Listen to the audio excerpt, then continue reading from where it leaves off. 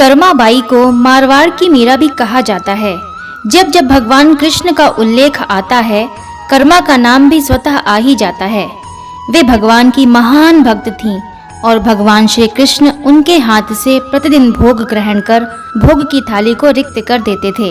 राजस्थान के नौगौर जिले की मकराना तहसील में एक गांव है, कालवा। इस गांव में जीवन राम डूडी के घर 1615 ईस्वी में एक पुत्री का जन्म हुआ। भगवान की बहुत मन्नतें मांगने के बाद इनका जन्म हुआ था। नाम रखा गया कर्मा। कर्मा के चेहरे पर एक अनोखी आभा रहती थी। जीवन राम स्वयं धार्मिक पुरुष एवं कृष्ण के अनन्य भक्त थे। उन्होंने भगवान के नाम मदन मोहन से अपने घर में कृष्ण भगवान का मंदिर बना रखा था। वे प्रतिदिन भगवान की पूजा करते और भोग लगाते तथा भगवान को भोग लगाने के बाद ही भोजन ग्रहण करते थे। यह उनके घर का नित्य का नियम था। इसी प्रकार समय बीतता गया। कर्माबाई प्रतिदिन अपने पिता को श्री कृष्ण भगवान की पूजा करते देखती, उनको भोग लगाते देखती। यही सब देखते देखते कर्माबाई का बचपन बीत रहा था। अतः बचपन से ही उस नन्ही कर्मा में भक्ति भाव के संस्कार थे। इन्हीं संस्कारों के बीच पलते बढ़ते कर्मा 13 वर्ष की हो गई थीं। एक बार जीवन राम को कार्तिक पूर्णिमा स्नान के लिए पुष्कर जाना था। उनकी पत्नी भी उनके साथ जा रही थीं। वे कर्मा को भी साथ ले जाना चाहते थे, लेकिन एक समस्या आ गई। उनकी अनुपस्थिति में भगवान को भोग कौन लगाता? इसीलिए उन्होंने कर्मा को यह जिम्मेदारी सौंपी और कहा, पुत्री, हम दोनों पुष्कर स्नान के लिए जा रहे हैं। तुम सुबह भगवान को भोग लगाना और उसके बाद ही भोजन करना। कर्मा ने यह जिम्मेदारी सहर्ष स्वीकार कर ली। माता पिता के तीर्थ यात्रा जाने पर कर्मा ने सुबह स्नान आदि कर बाजरे का खिचड़ा बनाया और पूजा के लिए अपने घर में बने भगवान के मंदिर के समीप आ गईं। भोग की थाल भगवान के सामने रखकर हाथ जोड़कर बोली, हे प्रभु, भूख लगे तो भोग लगा हुआ है, आप भोग ग्रहण कर लेना, तब तक मैं घर के और काम कर लेती हूँ। इसके बाद वह काम में जुट गई। बीच बीच में वह थाली देखने आती, लेकिन भगवान ने खिचड़ा नहीं खाया था। बहुत देर होने के बाद भी जब भगवान जी ने भोग ग्रहण नहीं किया तो उसे चिंता हुई कि क्या पता भगवान जी को खिचड़े में स्वाद ना आ रहा हो, इसीलिए वे ग्रहण नहीं कर रहे। इसमें घी या गुड़ की कमी रह गई है क्या? फिर जाकर उसने और गुड़ व घी मिलाया और वहीं बैठ गई, लेकिन भगवान ने फिर भी भोग ग्रहण नहीं किया था।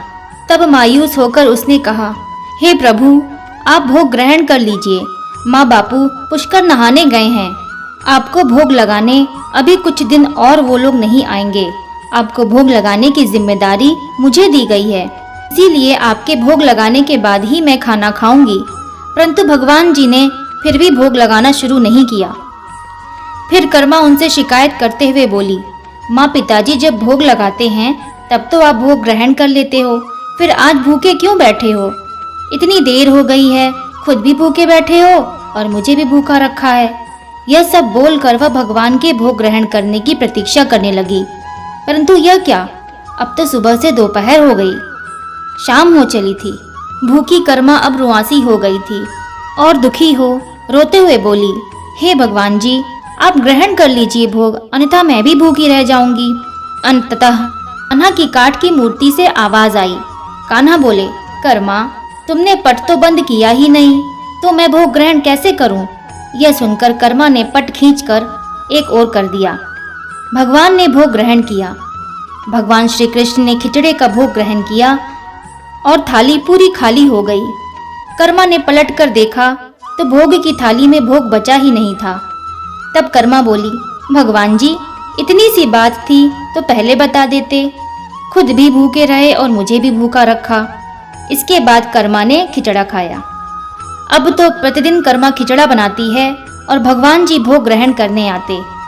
इसी बीच उसे लगने लगा कि उसे सबसे पहले भगवान को भोग लगा देना चाहिए, क्या पता उन्हें जल्दी भूख लग जाती हो। साफ सफाई, नहाने धोने के कारण भगवान के भोग में देर हो जाती थी। फिर वह सबसे पहले उठकर भोग बनाती और प्रभु को भोग लगा लेती, फिर अपने दिन भर के काम करती। कुछ दिनों बाद कर्माबाई के माता पिता तीर्थ से लौट आए। आते ही पिता ने अपनी लाडली पुत्री से पूछा, पुत्री, तुमने किसी भी दिन भगवान को भूखा तो नहीं रखा? कर्मा बोली, नहीं पिताश्री, मैंने भगवान जी को प्रतिदिन भोग लगाया। फिर जब माँ रसोई घर में गई तो देखा कि जाते समय तो गुड़ का मटका पूरा भरा था, अब खाली कैसे हो गया। फिर उन्होंने कर्मा को बुलाया और उससे पूछा, पुत्री गुड़ कहाँ है? कर्मा ने बताया कि रोज भगवान श्री कृष्ण उसके पास आते और खिचड़े का भोग ग्रहण करते थे। कहीं मिठास कम ना हो जाए इसीलिए खिचड़े में गुड़ कुछ ज्यादा ही डाल दिया। उसने पहले दिन हुई परेशानी के बारे में भी बता दिया। फिर कर्मा ने बताया, भगवान जी तो भोग ग्रहण कर ही नहीं रहे थे। फिर उन्हें कहा कि पट बंद कर दो, फिर मैं भोग ग्रहण करूंगा। तो फिर मैंने पट बंद कर दिया, तब भगवान ने भोग ग्रहण किया। यह सुनकर माता पिता चकित रह गए। वे जिन ईश्वर के आशीर्वाद हेतु इतनी दूर तीर्थ यात्रा पर गए थे, जिन्हें पाने के लिए लोग न जाने क्या क्या करते हैं, कहाँ कहाँ ढूंढते हैं, वे भगवान उनकी बेटी के हाथ से। इस पर कर्मा ने कहा, अगर आपको यकीन नहीं हो रहा है तो कल देख लीजिएगा, मैं खुद भगवान को भोग लगाऊंगी। इस आश्चर्य पे वे दोनों रात भर सो भी ना पाए। दूसरे दिन कर्मा ने खिचड़ा बनाया और मंदिर में भोग की थाली रखकर पट बंद कर दिया और बोली, हे भगवान जी, ये लोग तो मान ही नहीं रहे कि मैंने आपको गुड़ और घी खिलाया है। अब आप स्वयं ही भोग खाकर खुद ही सिद्ध कीजिए। भक्त की पुकार सुनकर भगवान को तो आना ही था और कान्हा खिचड़ी खाने आ गए। जब पट खुला तो जीवन राम और उनकी पत्नी आश्चर्यचकित थे कि भोग की थाली में भोग बचा ही नहीं है। फिर कर्मा का जीवन प्रतिदिन भोग लगाते ही निकला। जब उनके माता पिता नहीं रहे तब वे एक दिन अपने कान्हा की मूर्ति को साथ लेकर तीर्थाटन के लिए निकल पड़ी। परंतु भगवान की कृपा से उन्हें हर दिन खिचड़ा बनाने का संसाधन मिल ही जाता और वे प्रतिदिन कान्हा को खिचड़ा का भोग लगाती। तीर्थाटन करती हुई देवी कर्मा भगवान जगन्नाथ की नगरी पहुंच गईं और वहां रहने का मन बना लिया। वहां भी रोज भगवान को खिचड़े का भोग लगाती और पट बंद कर देती। भगवान भी प्रतिदिन उनके भोग को ग्रहण करते। जिस दिन उन्होंने पहली बार जगन्नाथपुरी में खिचड़ा बनाया, उसी दिन उनके पास से जा रहे एक बालक ने उनसे कहा, माता, घी की बड़ी अच्छी सुगंधी आ रही है, क्या भोजन बचा है? देवी कर्मा ने कहा, हाँ बालक, बचा है, तुम बैठो, मैं तुम्हें देती हूँ। यह कहकर देवी कर्मा ने उस बालक के लिए भी खिचड़ा लगा दिया। बालक पूरे मन से स्वाद लेकर खा रहा था। देवी कर्मा को यह देखकर बहुत सुख की अनुभूति हो रही थी। उस बालक ने खाते खाते पूछा, माता, क्या मैं कल आऊंगा तो तुम मुझे कल भी खिचड़ा खिलाओगी? यह सुनकर देवी कर्मा मुस्कुराई और बोली, हाँ पुत्र, यदि तुम प्रतिदिन आओगे तो मैं प्रतिदिन तुम्हें खिचड़ा खिलाऊंगी, तुम निसंकोच आना। यह सुनकर बालक बहुत प्रसन्न हुआ और प्रतिदिन देवी कर्मा के पास खिचड़ा खाने आया करता था। एक दिन जब वह बालक खाकर जा ही रहा था, तभी उसने देखा कि एक साधु बाबा वहां आकर देवी कर्मा से कह रहे थे कि हे देवी, आप तो बहुत धार्मिक महिला हैं, भगवान को प्रतिदिन भोग लगाकर ही खाती हैं, परंतु भोग लगाने के भी कुछ नियम होते हैं। आपको बिना नहाए ऐसा नहीं करना चाहिए। आप तो भगवान की परम भक्त लगती हैं। सो हे देवी, प्रतिदिन साफ सफाई करने के बाद नहा धोकर स्वच्छ होकर ही भगवान का भोग बनाया करें और भगवान को लगाया करें। यह सुनकर देवी कर्मा ने उनको हाथ जोड़कर प्रणाम किया और कहा कि जी साधु बाबा, आप जैसा कह रहे हैं मैं वैसा ही करूंगी। मैं इस बात से अनभिज्ञ थी। फिर साधु बाबा वहां से चले गए। अगले दिन देवी कर्मा साफ सफाई करके नहा धोकर भोग बनाने लगी, परंतु वह भोग लगाने में देरी हो जाती और जब तक भोग नहीं लगता तब तक उस बालक को भी भोजन नहीं मिलता। बालक आकर माता से कहता, माता, देर हो रही है, जल्दी खाना दो, भोजन दो। माता कहती, थोड़ी देर रुक जा लल्ले, मैं दे रही हूँ। बालक जल्दी जल्दी खाकर भाग जाता।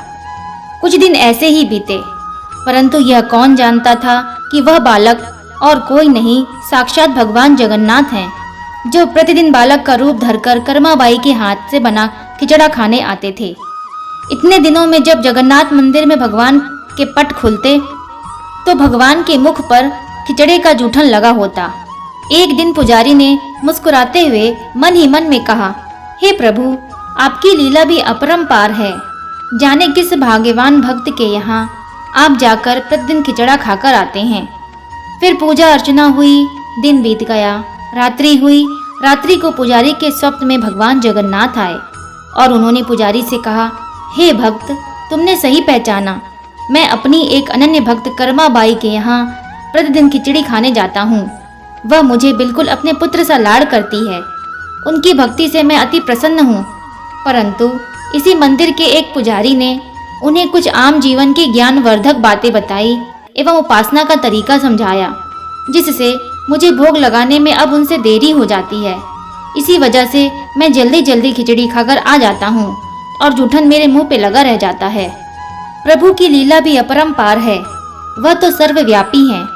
एक ही समय अलग अलग स्थान पर हो सकते हैं, परंतु मुख पर खिचड़ी लगाने की लीला उन्होंने इसीलिए रची ताकि पुजारी के मन में यह प्रश्न उठे। उस प्रश्न के निवारण में प्रभु पुजारी जी को यह बता सकें कि आम जीवन में हम अपने ज्ञान को जब दूसरे को बताते हैं तो वह सदैव ज्ञान के लिए ही होना चाहिए, न कि भक्ति के भाव को बदलने के लिए। क्योंकि सांसारिक जीवन के लिए ज्ञान आवश्यक है, ज्ञान महत्वपूर्ण है, परंतु जहाँ भक्ति होती है वहाँ ज्ञान का कोई काम नहीं है। भक्ति में भक्त अपने प्रभु के प्रेम में डूबा रहता है। साधु गलत नहीं थे। साधु अपने ज्ञान के हिसाब से ही कार्य कर रहे थे।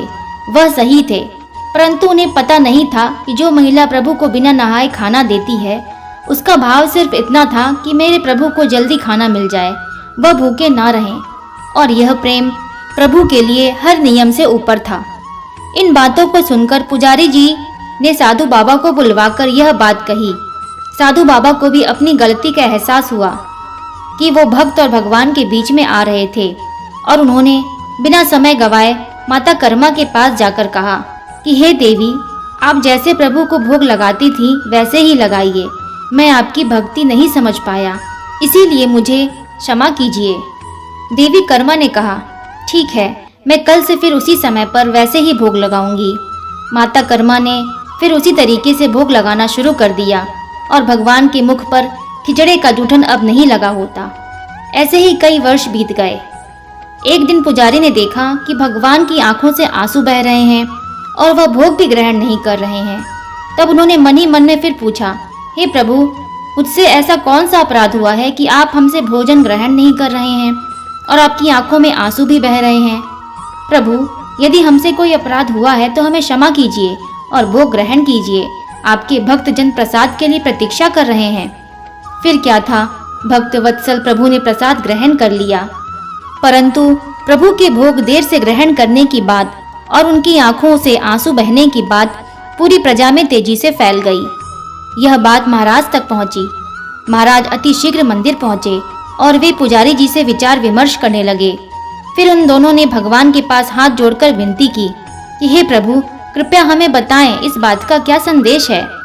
रात्रि पहर जब वो सो रहे थे तो भगवान राजा के सपने में आए और उन्होंने कहा कि मेरी एक अनन्य भक्त थी कर्मा बाई, जो प्रतिदिन मुझे खिचड़ी का भोग लगाती थी और मैं प्रतिदिन उनके यहाँ बालक रूप में जाकर खाया करता था। परंतु आज उन्होंने अपनी अंतिम श्वास ली और मुझे सदैव के लिए छोड़कर चली गई। अब मुझे बालक की तरह प्रेम कौन करेगा, कौन खिचड़ा खिलाएगा? यह सुन महाराज ने सपने में ही भगवान से कहा कि प्रभु, आज से प्रतिदिन आपके भोग में कर्मा बाई का खिचड़ा भी चढ़ेगा। यही सपना उन्होंने अपने दरबार में सुनाया और उसी दिन से भगवान जगन्नाथ के भोग में कर्मा बाई का खिचड़ा भी चढ़ने लगा। यह थी भक्त कर्मा बाई की कथा और उनके खिचड़े से जुड़ी प्रभु की लीला। बोलो भक्त वत्सल भगवान की जय।